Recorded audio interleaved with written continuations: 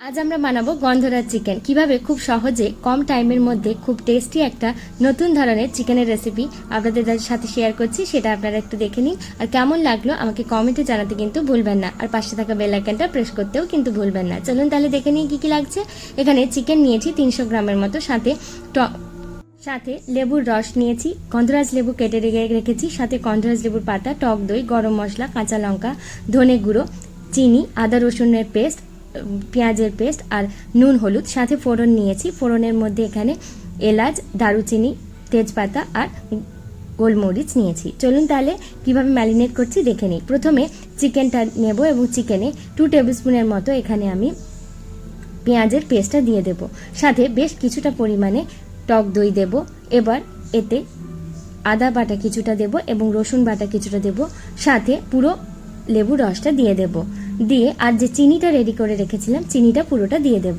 আর যে ধনে গুঁড়োটা রেডি করে রেখেছিলাম তার কিছুটা পরিমাণ ধনে গুঁড়ো এখানে দেব, আর কিছুটা রেখে দেব পরে রান্নার জন্য। আর কিছুটা গরম মশলা উপর থেকে ছড়িয়ে দেব, আর হলুদটা পুরোটা দিয়ে দেব, আর সামান্য নুন দেব।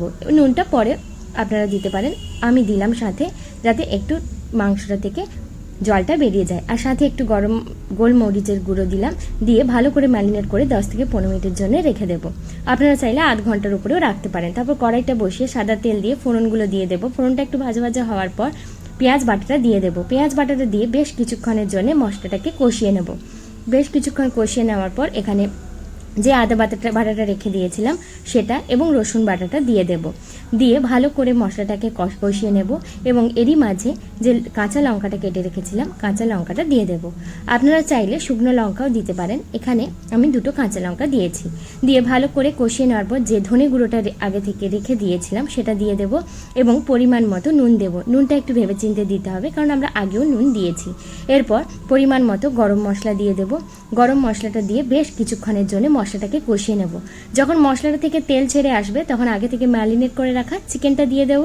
দিয়ে বেশ কিছুক্ষণের জন্য মশলাটার সাথে চিকেনটাকে মিক্স করব। এই সময় আঁচটা মিডিয়াম ফ্লেমে থাকবে। বেশ কিছুক্ষণের জন্য মিডিয়াম ফ্লেমে রাখার পর তারপর ঢাকনা দিয়ে 5 মিনিটের জন্য মিডিয়াম ফ্লেমে এটাকে ফুটতে দেব।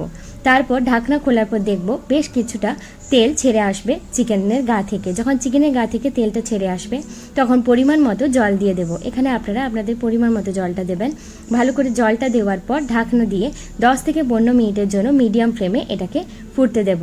এর মাঝে 1 থেকে 2 মিনিটের দুবারের জন্য খুলে এটাকে নেড়ে ছেড়ে দেবো। দেখুন চিকেনটা প্রায় সেদ্ধ হয়ে গেছে এবং গায়ে গায়ে লেগেও এসছে গ্রেভিটা।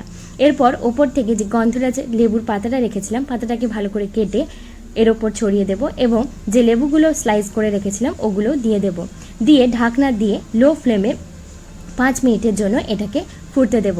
তারপর নামিয়ে নিলেই তৈরি হয়ে যাবে আমাদের গন্ধরাজ চিকেন। এটা খেতেও যেমন টেস্টি আর গন্ধটাও কিন্তু অপূর্ব হয়। খুব সহজেই এটা বানানো যায়, আপনারা বাড়িতে বানিয়ে দেখবেন। আপনি পারো, আপনারা দেখছেন পারো রান্নাঘর। ভালো থাকবেন, সুস্থ থাকবেন, বাই।